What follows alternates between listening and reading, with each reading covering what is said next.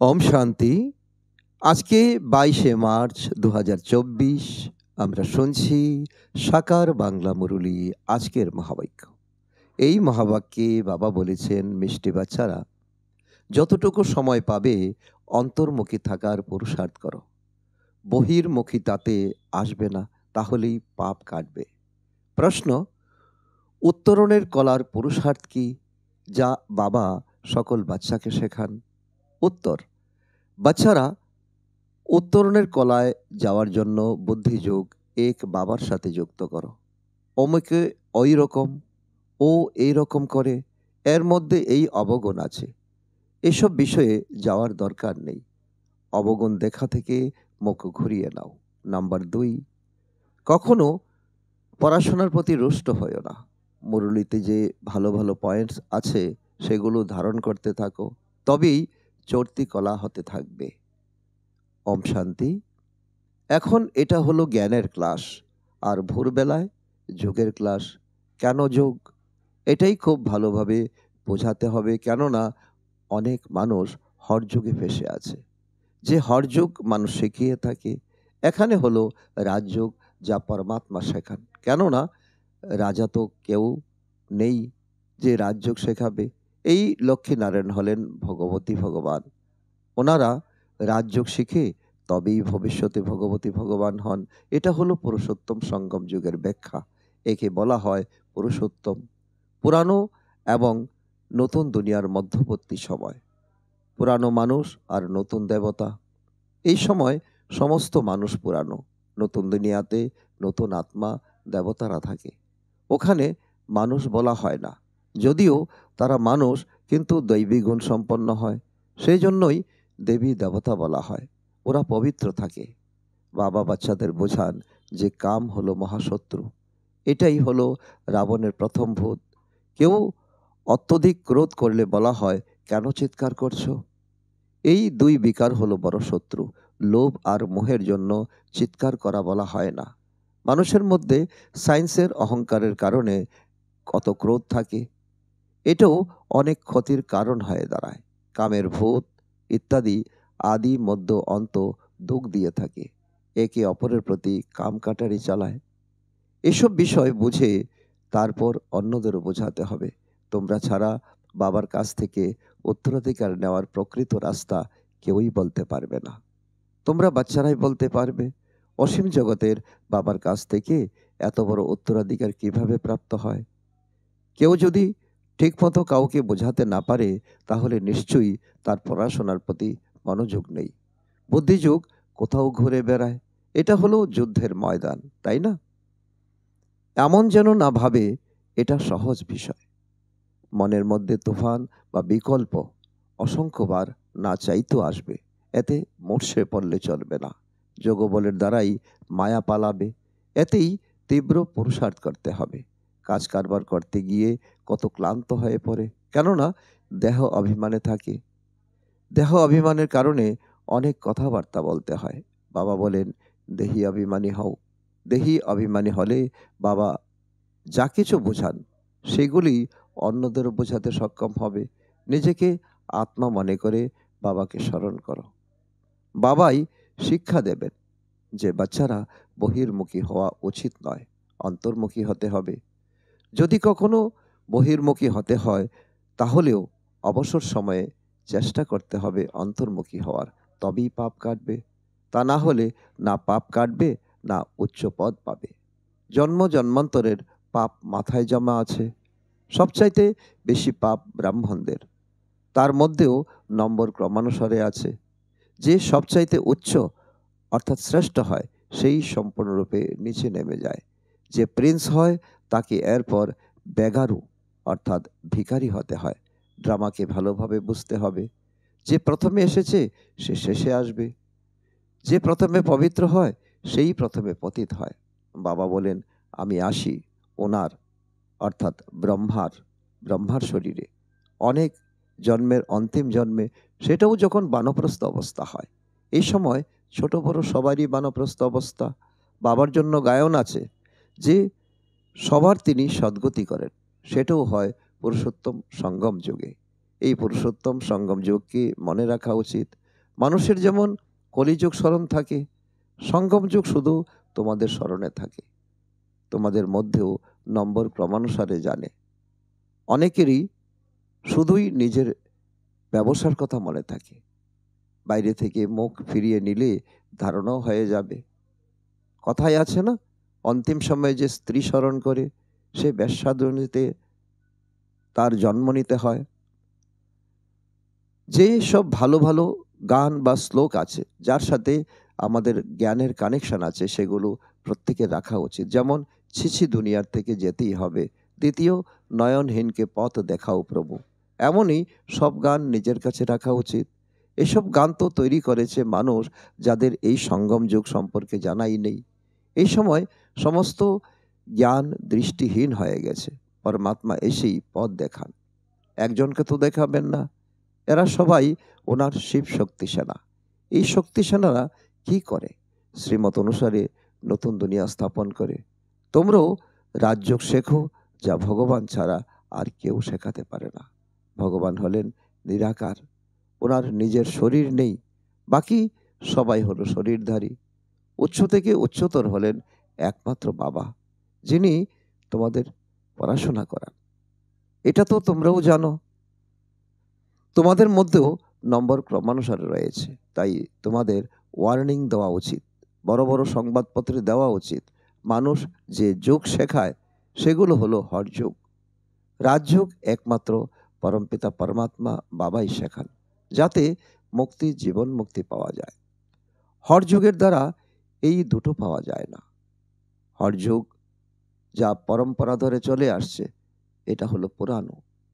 এই রাজযোগ শুধু সঙ্গম যুগে বাবা এসে শেখান। বাবা বুঝিয়েছেন ভাষণ করার সময় টপিকস বের করে রাখা উচিত, কিন্তু এটা বাচ্চারা করে না। শ্রীমত অনুসারে খুব অল্প সংখ্যক চলে। প্রথমে বক্তৃতার বক্তব্যটাকে লেখো, তারপর সেটা অভ্যাস করো, তাহলেই স্মরণে থাকবে। তোমাদের মুখে ভাষণ দিতে হবে, পরে তোমাদের শোনাতে হবে না। বিচার সাগর মন্থন করে ভাষণ দেওয়ার শক্তি তার মধ্যে থাকবে যে নিজেকে আত্মা মনে করে তারপর বলে, আমি ভাইদের শোনাচ্ছি, এমন মনে করলে শক্তি থাকে। গন্তব্য অর্থাৎ মঞ্জিল অনেক উচ্চ, তাই না? দায়িত্ব নেওয়া এটা কোনো মাসির বাড়ি যাওয়া নয়। যত তোমরা শক্তিশালী হবে, মায়া ততই আক্রমণ করবে। অঙ্গদ বা মহাবীরও শক্তিশালী ছিল, তবেই তারা বলতে পেরেছিল যে রাবণ আমাদের নড়িয়ে দেখাক। এটা স্থূল বিষয় নয়। শাস্ত্রে অনেক কাহানি লেখা আছে। এক কান যা পরমাত্মা বাবার সুন্দর জ্ঞান শোনার জন্য অভ্যস্ত ছিল, এখন দন্তকথা শুনে শুনে সেগুলো পাথর হয়ে গেছে। ভক্তি মার্গে মাথাও ঠকেছ, অর্থ খরচ করেছ, তোমরা সিঁড়ি বেয়ে নিচেই নেমে এসেছ। 84 জন্মের কাহানি। যারা এই ভক্তি করেছে নিচেই নেমে এসেছে, এখন বাবা এসে উপরে ওঠার কলা শেখাচ্ছেন। এখন তোমাদের উত্তরণের কলা। যদি বুদ্ধিযোগ বাবার সাথে যুক্ত না করো, তাহলে অবশ্যই নিচে নামতে হবে। বাবাকে স্মরণ করলে উপরে উঠবে। এতে অনেক পরিশ্রম, কিন্তু বাচ্চারা গাফিলতি করে, কাজকর্মে বাবা এবং নলেজকে ভুলে যায়। মায়া তুফান নিয়ে আসে, অমুকে এমন, এটা করে, এই ব্রাহ্মণী এমন, এর মধ্যে এই অবগুণ আছে। আরে এতে তোমাদের কি যায় আসে? সর্বগুণ সম্পন্ন তো কেউ হয়নি। কারো অবগুণ না দেখে গুণ গ্রহণ করতে হবে। অবগুণ দেখলে মুখ ঘুরিয়ে নাও। মুরলি তো পাচ্ছ, সুতরাং সেটা শোনো আর ধারণ করতে থাকো। বুদ্ধি দিয়ে বুঝতে হবে যে বাবার কথা সম্পূর্ণ ঠিক। যে বিষয় ঠিক মনে হবে না, ছেড়ে দেওয়া উচিত। পড়াশোনার প্রতি কখনো মন খারাপ করা উচিত নয়। ব্রাহ্মণের প্রতি বা পড়াশোনার প্রতি রুষ্ট হওয়া অর্থাৎ বাবার প্রতি রুষ্ট হওয়া। এমন অনেক বাচ্চারা আছে যারা এরপর সেন্টারে আসে না। যে যেমনই হোক না কেন, তোমাদের কাজ মুরলির সাথে। যে মুরলি শুনছ তার মধ্য থেকে ভালো ভালো পয়েন্ট শুনে ধারণা করতে হবে। কারো সাথে কথা বলে ভালো না লাগলে শান্ত হয়ে মুরলি শুনে চলে যাওয়া উচিত। অসন্তুষ্ট হওয়া উচিত নয় যে আমি এখানে আর আসবো না। নম্বর ক্রমানুসার তো আছেই, এটাও ভালো ভোরবেলায় উঠে তোমরা স্মরণে বসো, বাবা এসে সার্চ লাইট দেন, বাবা অনুভব শোনান। যখন তিনি বসেন তখন তার বিশেষ বাচ্চাদের কথা প্রথমে স্মরণে আসে। বিদেশ হোক বা কলকাতায়, তাহলেও তিনি তার বিশেষ বাচ্চাদের স্মরণ করে সার্চ লাইট দেন। বাচ্চারা এখানে বসে আছে, কিন্তু বাবা স্মরণ তাদেরই করেন যারা সার্ভিস করে। যেমন কোনো ভালো বাচ্চা সার্ভিসেবল, শরীর ত্যাগ করে চলে গেলে বাবা সেই আত্মাকে স্মরণ করেন যে অনেক সার্ভিস করে গেছে, নিশ্চয়ই কাছাকাছি কোনো ঘরে জন্ম নেবে। সুতরাং বাবা তাকেও স্মরণ করে সার্চ লাইট দেন। এমনিতে তো সবাই বাবার বাচ্চা, কিন্তু কারা কারা ভালো সার্ভিস করে ইনি তো সব জানেন। বাবা বলেন এখানে সার্চ লাইট দাও, তখন দেন। দুটো ইঞ্জিন, তাই না? ইনিও অর্থাৎ ব্রহ্মা এত উচ্চ পদ পান, তাহলে নিশ্চয়ই তার শক্তি রয়েছে। বাবা বলেন সবসময় এটাই মনে করবে শিব বাবা পড়াচ্ছেন, সুতরাং তাকেই স্মরণ করা উচিত। তোমরা তো বুঝতে পেরেছ যে এখানে দুটো বাতি আছে, আর কারোর মধ্যে দুটো বাতি নেই। সেই জন্যই এখানে দুই বাতির সম্মুখে আসলে ভালোভাবে রিফ্রেশ হয়ে যাবে। অমৃতবেলার সময়ও খুব ভালো, স্নান করে ছাদে গিয়ে একান্তে চলে যাওয়া উচিত। বাবা তো সেই জন্যই এত বড় বড় ছাদ তৈরি করিয়েছেন। পাদ্রীরাও সম্পূর্ণ সাইলেন্সে চলে যায়, নিশ্চয়ই ক্রাইস্টকে স্মরণ করে। তারা গডকে জানে না। যদি গডকে স্মরণ করত তাহলে শিবলিঙ্গ বুদ্ধিতে প্রবেশ করত। ওরা নিজেদের আনন্দে বিভোর থাকে, ওদের কাছ থেকে সেই গুণ গ্রহণ করা উচিত। দত্তাত্রেয় সম্পর্কেও বলা হয় যে তিনি সবার কাছ থেকে গুণাবলী নিয়ে ধারণ করতেন। তোমরা বাচ্চারাও নম্বর ক্রমানুসারে দত্তাত্রেয়। এখানে একান্তে থাকার খুব ভালো সুযোগ রয়েছে, যত চাও উপার্জন করতে পারো।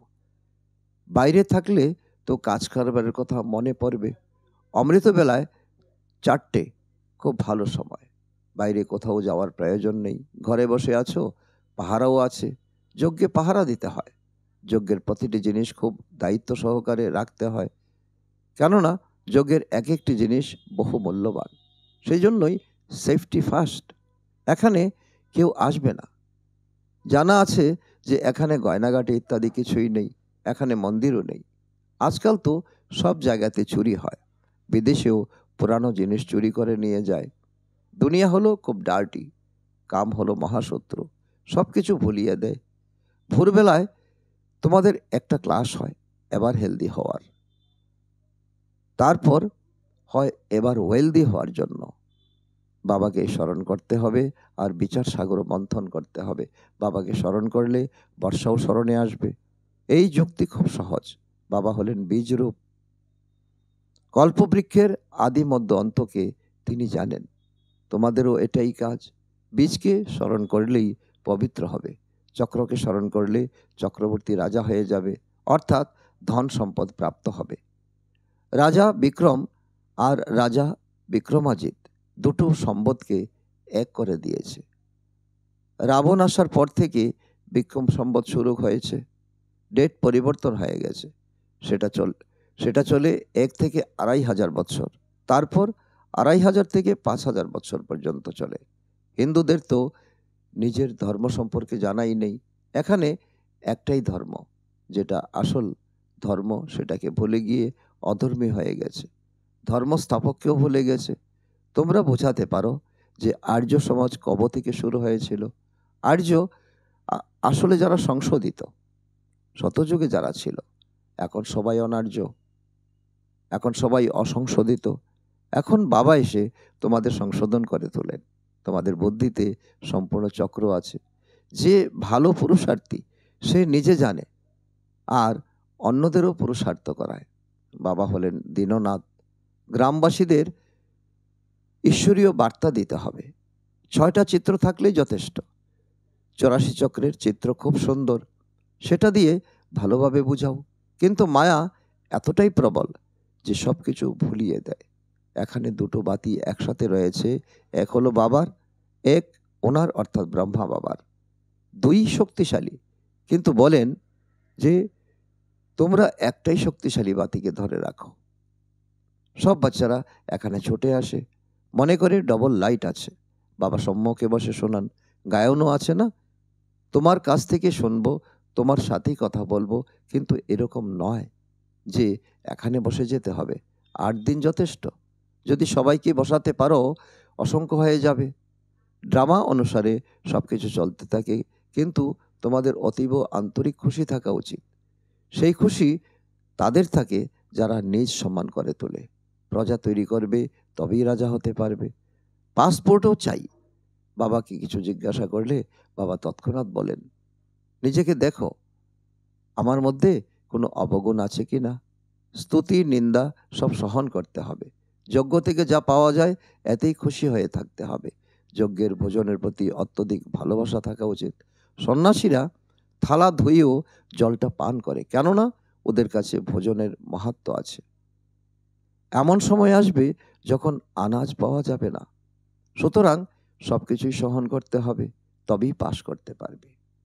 আচ্ছা, মিষ্টি মিষ্টি হারানিধি বাচ্চাদের প্রতি মাতা পিতা বাপদাদার স্মরণের স্নেহ সমন আর সুপ্রভাত। আত্মাদের পিতা তার আত্মারূপী বাচ্চাদের জানাচ্ছেন নমস্কার। আমরা আত্মারূপী সন্তানরা আমাদের মাতা পিতা বাপদাদাকে জানাই স্মরণের স্নেহ সমন ও সুপ্রভাত।